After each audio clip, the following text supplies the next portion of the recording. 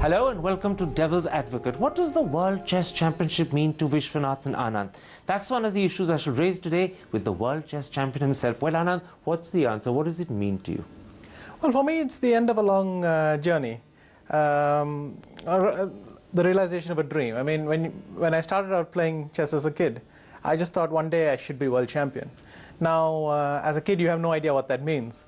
You only sort of picture it. But yeah, for me, it's hard to imagine that I waited all these years, and in fact, it happens at a quite late stage in my career. In fact, you're surprised it hasn't happened earlier. Yes, I mean, it happened in Delhi in 2000, but under this cloud of two rival associations and all that. This time, it's the first time it's been completely devoid of all that. You know, when I became world champion and got the, you knew you were just the world champion. In fact, the World Championship has led to many other recognitions. Later this week, you get the Padma Vibhushan from the President in Delhi. How does that compare with the World Championships and the chess Oscars you have? Of course, it's very prestigious. I mean, to get the Padma Vibhushan, I'm kicked as hell. There's no doubt about that. But in a way, it's not really about choosing. I think the World Championship led to the Padma Vibhushan in a certain sense, so it flows from that. So the World Championship is really the special one?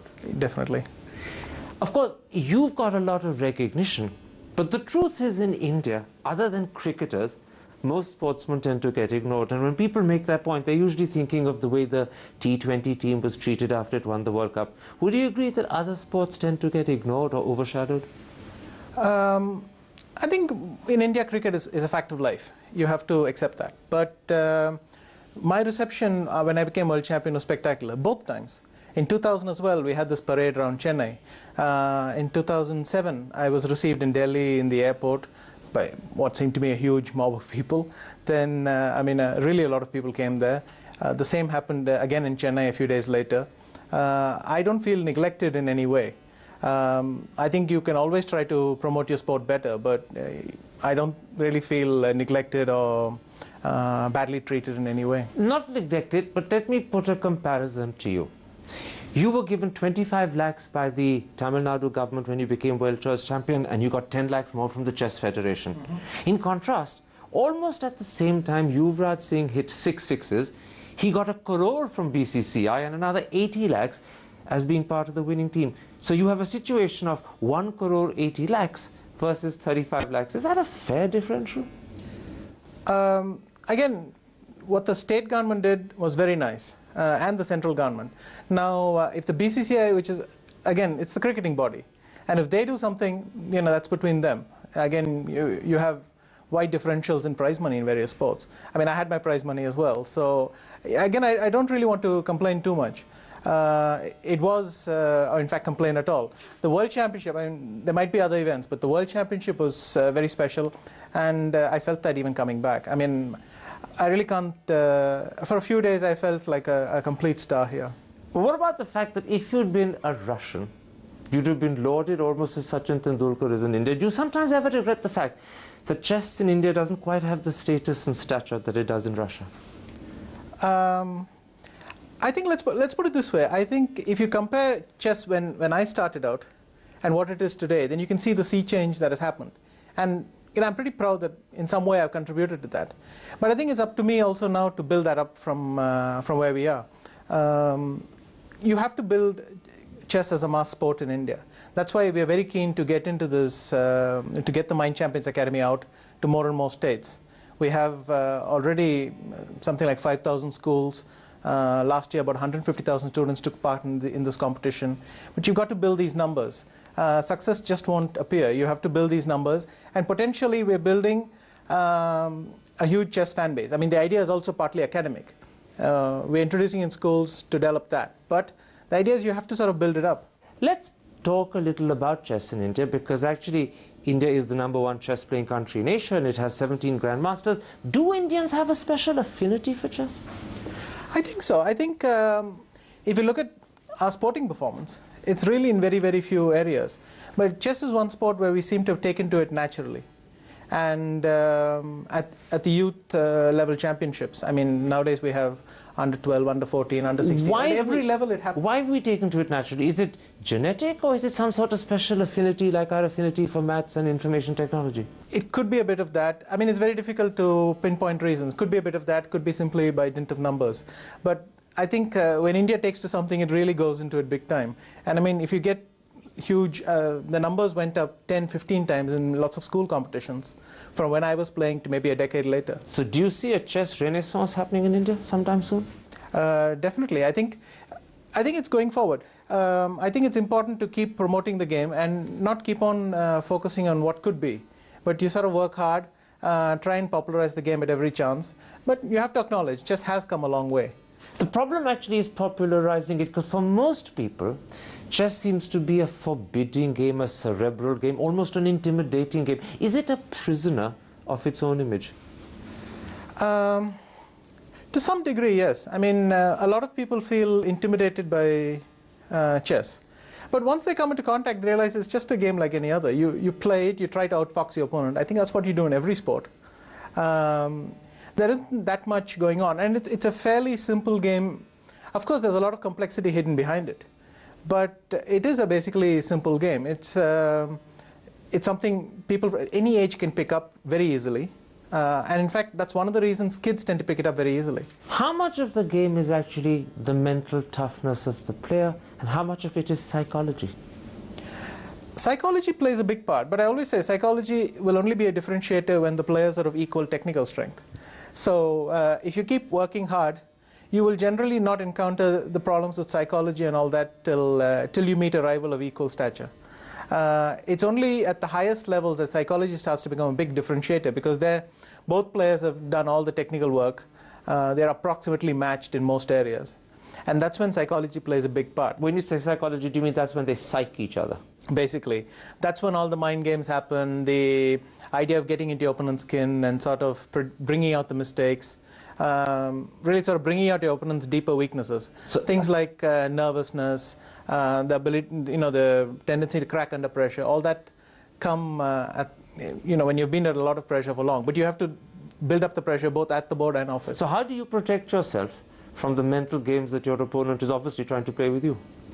One of the things I remember is simply Viktor Korchnoi in 1978, when he got obsessed with the fact that his opponent had put I don't know what's the word, shrinks, let's say, in the audience, and they were just staring at him. It later on turned out to be, let's say, mainly in his imagination. But he let it affect him, and then it no longer mattered whether these people were there or not. And I always thought, well, that's one thing. If you ignore someone, if you think there's someone in the audience looking at you, you just look at the board and forget about him. After a while, he can't affect you anymore if you're not doing this. In a way, that's my preferred method. There are others who sort of look there, see that person, get angry, and feed on it. If that works for you, go for it. But it doesn't work for me.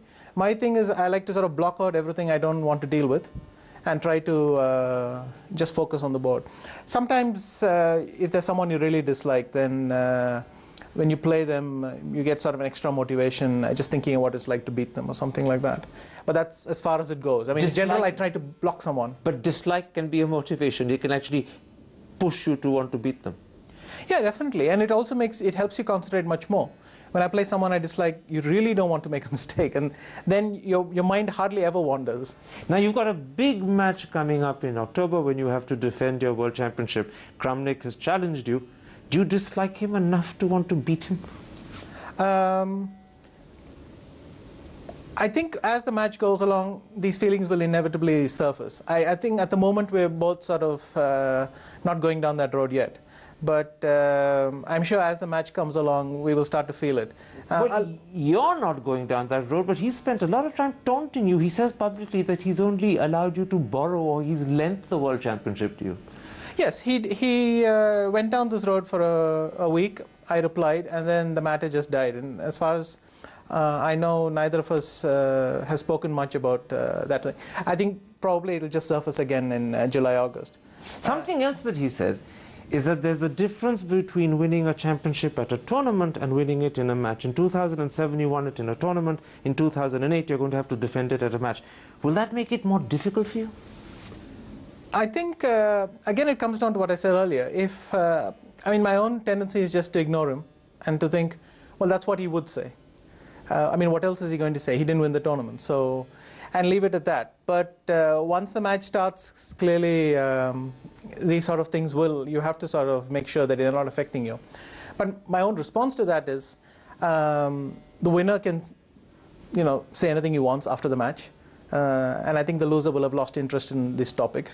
So the main thing is to win. If you win, it hardly matters what my opinion is on various, what the right kind of format is and what his opinion is. Let's just win. The other interesting thing is that the mind games, in a sense, begin long before the actual game does. He starts, or you start, trying to pressurize the other to get an advantage, so that when you meet face to face on the chessboard, you already have a point in your favor, at least a mental point.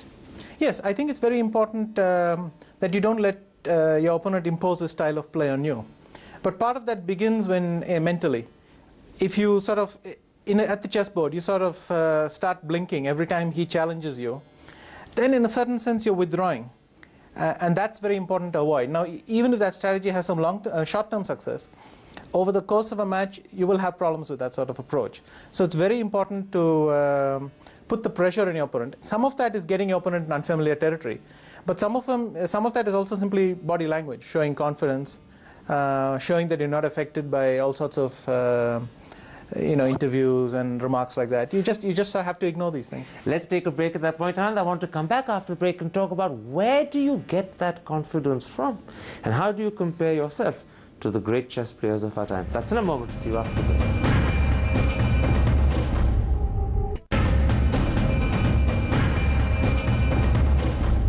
Welcome back to Devil's Advocate and an interview with the world chess champion Vishwanathan Anand. Anand, let's start by asking how you compare yourself with the great chess players of the 80s and 90s. And I suppose the two names that come first to mind are Anatoly Karpov and Garry Kasparov.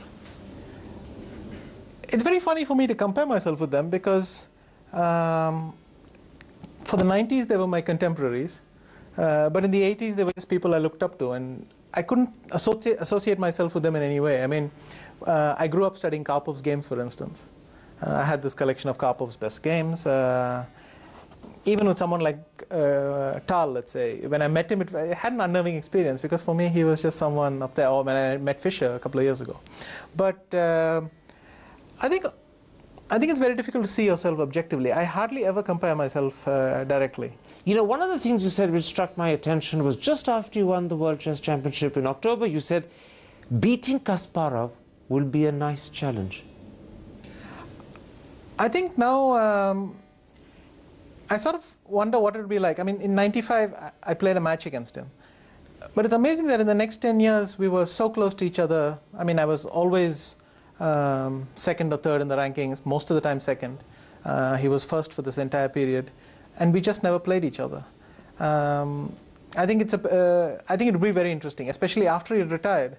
There was briefly some signs maybe that he might want to come back. Would you be in awe of him if you played him? Because of the fact that once he was a great for you? I think to some degree that's gone, simply because we've played each other for so long. I mean, I've played him for so many years, from about, I think, '91 I started playing him for the first time, until about 2005 when he retired. PTI published your scorecard.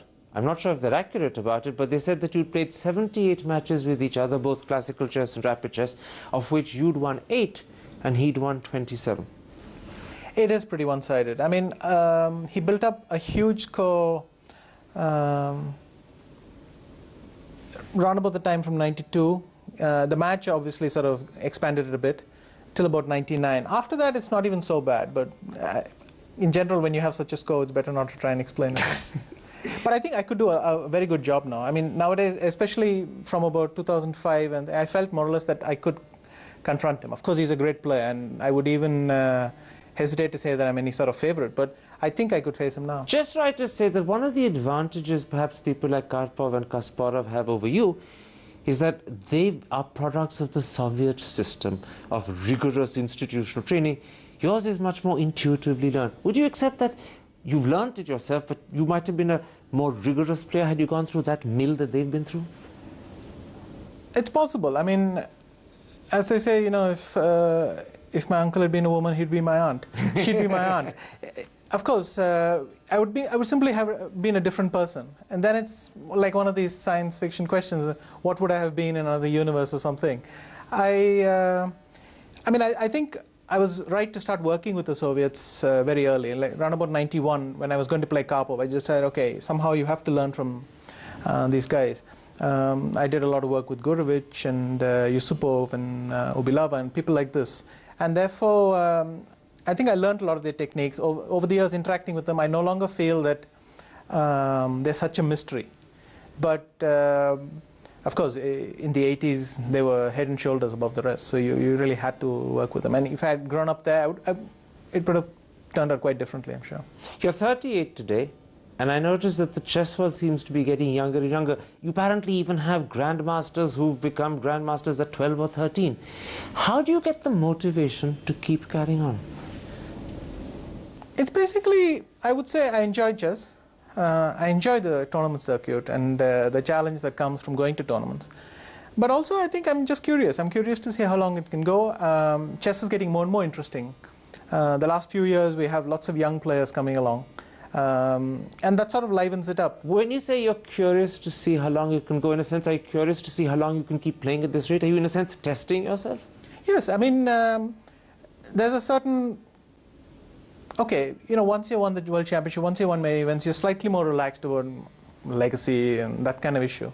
But I do want to see how long I can go on like this. In a way, I feel it's a challenge. You know, if you can keep competing at the highest level and you can keep the #1 ranking, then I think, okay, it's an obligation as well. You have to work hard. But let's see how far this goes along. You've got a big challenge in October when you have to defend your World Championship. If you succeed and you keep the World Championship, will the motivation slightly diminish because even that target and goal would have been met? It's possible. I think there could be short-term dips. I mean, it's entirely possible that you go off for a month or so. And that's happened frequently in my career. The important thing is to recognize it and at some point sort of stop it and start again. And what happens, God forbid, if you actually lose in October and you don't retain the championship? Will that fire you with the determination to come back and win it again? I think we'll deal with that when we get there. I mean, before playing a match, I really don't think you should start... I really believe you shouldn't start preparing those kinds of scenarios.